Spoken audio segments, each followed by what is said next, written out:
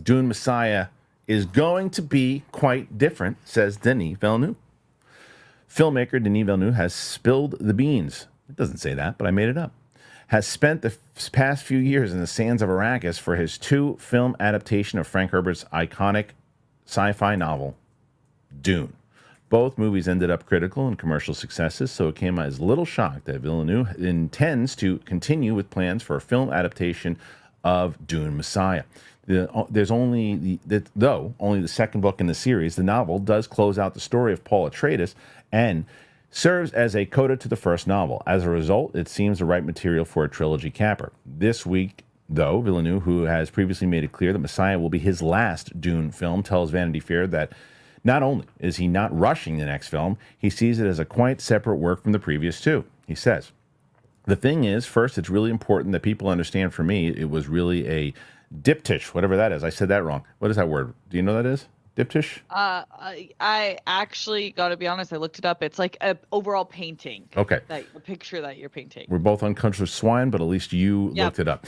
It was 2 movies, a pair of movies that will be the adaptation of the first book. That's done. That's finished. So if I do a third one, which is the writing process, I will say that for me, it's a different object. It's not like a trilogy. Almost, it's strange to say, but I really want to, if I go back there, to do something that feels different and has its own identity. Let's say for me, Dune, in a way, is finished, and Dune Messiah will be something new that I will approach from its own different cinematic philosophy. That fits in with the book, which takes place 12 years later and takes a quite different tone. Villeneuve also adds that his final film could lay the groundwork for someone else to continue the franchise if the studio wishes. I think that it would be a good idea for me to make sure that in Messiah there are the seeds in the project. If someone wants to do something else afterwards because they are beautiful books, they are more difficult to adapt. They become more and more esoteric. It's a bit more tricky to adapt, but I'm not closing the door. I will not do it myself, but it could happen with someone else. However, he won't lock down what comes next as such, confirming that he is working on Rendezvous with Rama, Cleopatra, and Dune Messiah, and that we'll see what will be next.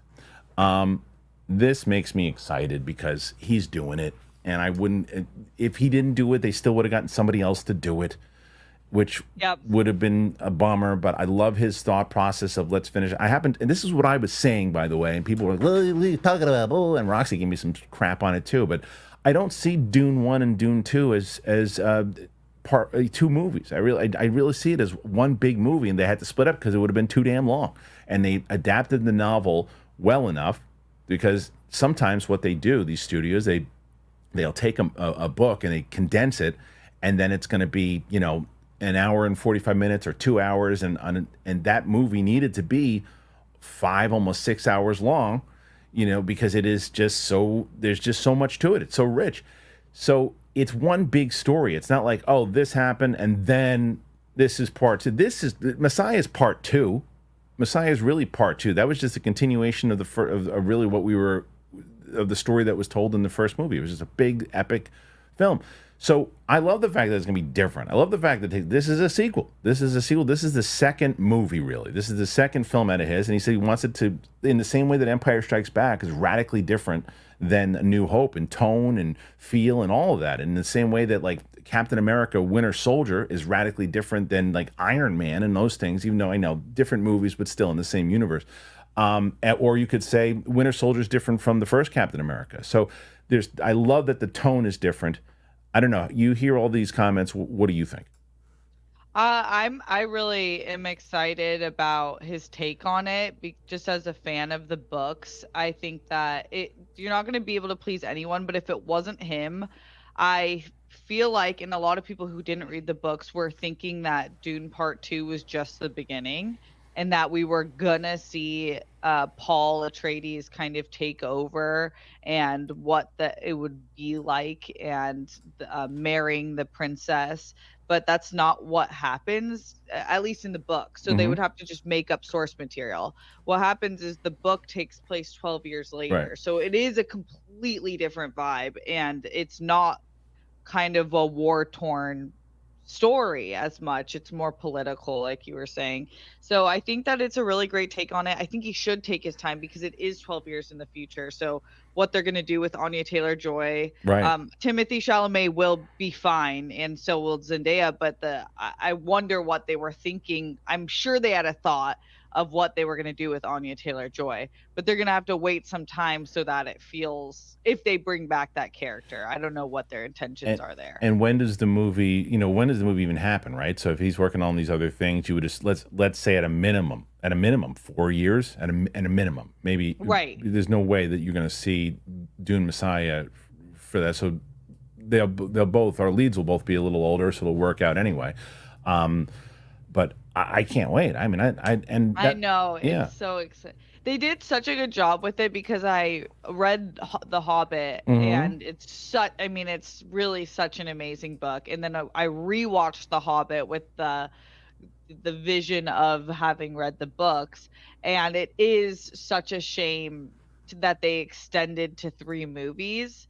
I would completely understand if they did a part 1 and part 2. It's almost like he did exactly what I wish they did with The Hobbit. Yeah. With not obviously stylistically it's a completely different story, but I like the way that he didn't over tell a story or add in parts that weren't actually there. Right. He just told it in the time it needed to be told. Yep, I mean I agree with you, and we're going to have way more stuff to talk about. Speaking of Peter Jackson, and there's a big story actually very similar to what we were just talking about here with Gollum, but we'll get into that in just a moment.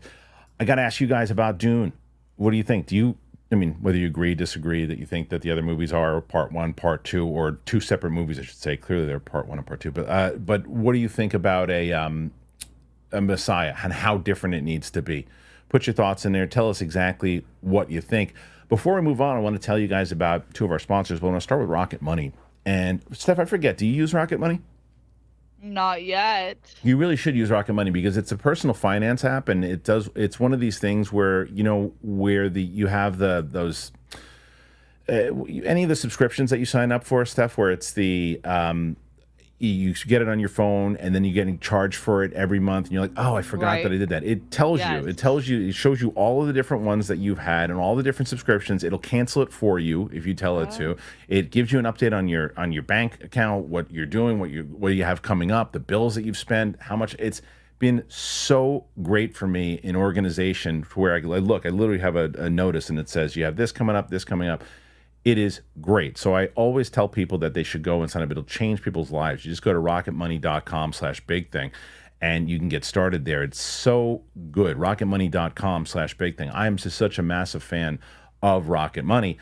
And I'm also a fan of staying hydrated.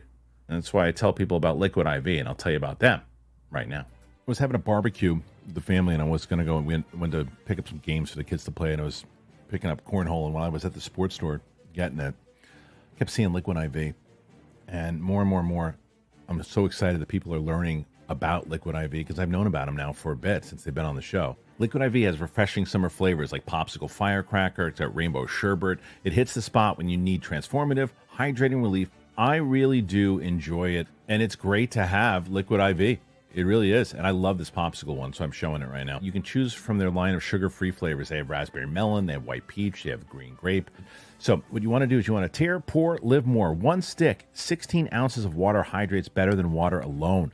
It's powered by LIV Hydroscience, which is an optimized ratio of electrolytes, essential vitamins, and clinically tested nutrients that turn ordinary water into extraordinary hydration. It's got 3 times the electrolytes of the leading sports drink, 8 essential vitamins and nutrients, always non-GMO, vegan, gluten-free, dairy-free, and soy-free.